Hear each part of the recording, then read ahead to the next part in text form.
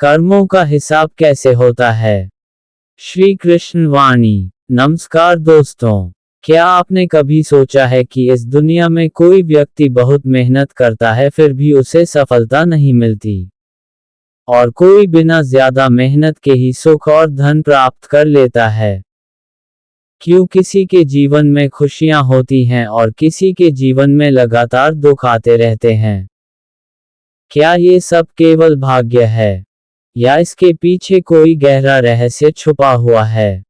दोस्तों, इन सभी सवालों का उत्तर हमें मिलता है पवित्र ग्रंथ भगवद गीता में।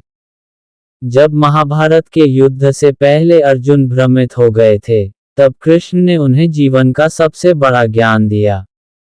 इसी ज्ञान में कर्म का सबसे गहरा रहस्य छुपा है। आज की इस वीडियो में हम जानेंगे, कर्मों का हिसाब कैसे होता है, और क्यों कोई भी कर्म इस संसार में कभी व्यर्थ नहीं जाता। कुरुक्षेत्र का वह क्षण, जब महाभारत का युद्ध शुरू होने वाला था, तब अर्जुन अपने ही रिश्तेदारों, गुरुओं और मित्रों को सामने देखकर विचलित हो गए। उन्होंने अपना धनुष नीचे रख दिया और युद्ध करने से मना कर दिया।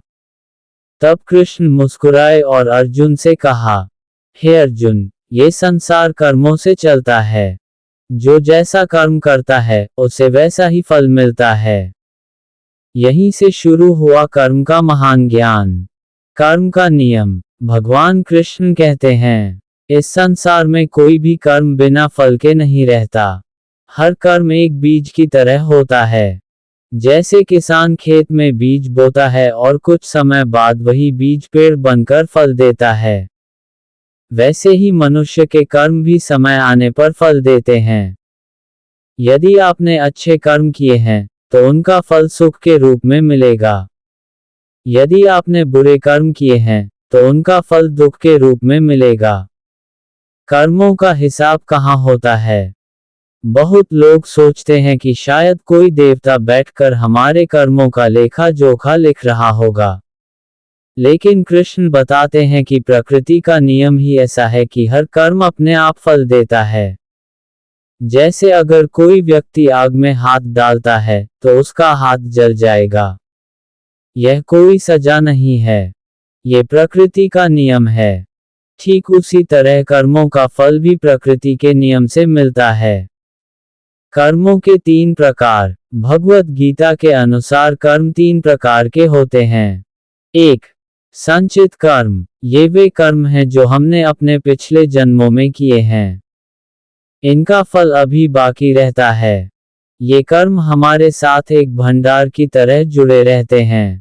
2. प्रारब्ध कर्म। ये वे कर्म हैं जिनका फल हमें इस जन्म में मिल रहा है। आपका जन्म कहाँ होगा, आपका परिवार कैसा होगा, आपको जीवन में कौन कौन से अवसर मिलेंगे, ये सब प्रारब्ध कर्म से तय होता है। 3. क्रियमाण कर्म। ये वे कर्म हैं जो हम अभी कर रहे हैं। आज के कर्म ही हमारे भविष्य का भाग्य बनाते हैं। यानी आज जो हम बोते हैं वही कल काटते हैं। क्या कर्मों से भाग्य बदल सकता है? कई लोग कहते हैं कि भाग्य पहले से लिखा हुआ है, लेकिन कृष्ण कहते हैं कि मनुष्य अपने कर्मों से बहुत कुछ बदल सकता है। यदि आप सत्य के मार्ग पर चलते हैं, दूसरों की मदद करते हैं, और ईमानदारी से जीवन जीते हैं, तो धीरे धीरे आपका भाग्य भी बदलने लगता है। बुरे कर्मों का फल देर से क्यों मिलता है? ये सवाल बहुत लोग पूछते हैं। कई बार लोग बुरे कर्म करते हैं लेकिन उन्हें तुरंत सजा नहीं मिलती। लेकिन कर्म का नियम कहता है, कर्म का फल निश्चित है, लेकिन उसका समय अलग अलग हो सकता है। कभी उसका फल तुरंत मिलता है, कभी वर्षों बाद मिलता है, और कभी अगले जन्म में भी मिलता है।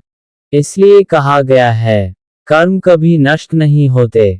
सबसे बड़ा कर्म क्या है? भगवान कृष्ण कहते हैं कि सबसे बड़ा कर्म है सत्य बोलना, धर्म का पालन करना, दूसरों की सहायता करना, और ईश्वर में विश्वास रखना। जो व्यक्ति इन बातों का पालन करता है, उसका जीवन हमेशा सही दिशा में आगे बढ़ता है। फल की चिंता क्यों नहीं करनी चाहिए?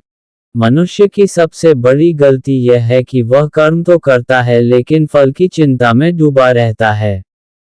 तब भगवान कृष्ण ने अर्जुन से कहा, कर्मण्येवाधिकारस्ते मा फलेषु कदाचन। अर्थात, मनुष्य का अधिकार केवल कर्म करने में है, फल पर नहीं। जब हम फल की चिंता छोड़ देते हैं, तब हमारा मन शांत हो जाता है और हम अपना कर्म बेहतर तरीके से कर पाते हैं। जीवन का सबसे बड़ा रहस्य। दोस्तों, जीवन का सबसे बड़ा रहस्य यही है। आज जो हम कर रहे हैं वही कल हमारा भाग्य बन जाएगा। इसलिए हमेशा अच्छे कर्म करें, किसी का बुरा न सोचें, किसी को दुख न दें, और अपना कर्तव्य पूरी ईमानदारी से निभाएं। क्योंकि इस संसार में हर कर्म का हिसाब होता है। अंतिम संदेश। दोस्तों, इस संसार में कुछ भी बिना कारण के नहीं होता। जो भी हमारे जीवन में हो रहा है, वह हमारे कर्मों का परिणाम है। इसलिए जीवन में हमेशा अच्छे कर्म करें, क्योंकि कर्म ही हमारा सच्चा धन है। अगर आपको ये ज्ञान पसंद आया हो तो वीडियो को लाइक जरूर करें। और ऐसे ही रहस्यमयी आध्यात्मिक ज्ञान के लिए हमारे चैनल कर्म का रहस्य को सब्सक्राइब करें। कमेंट में जरूर लिखें, जय श्री कृष्ण। धन्यवाद। फिर मिलेंगे एक नई रहस्यमयी जानकारी के साथ।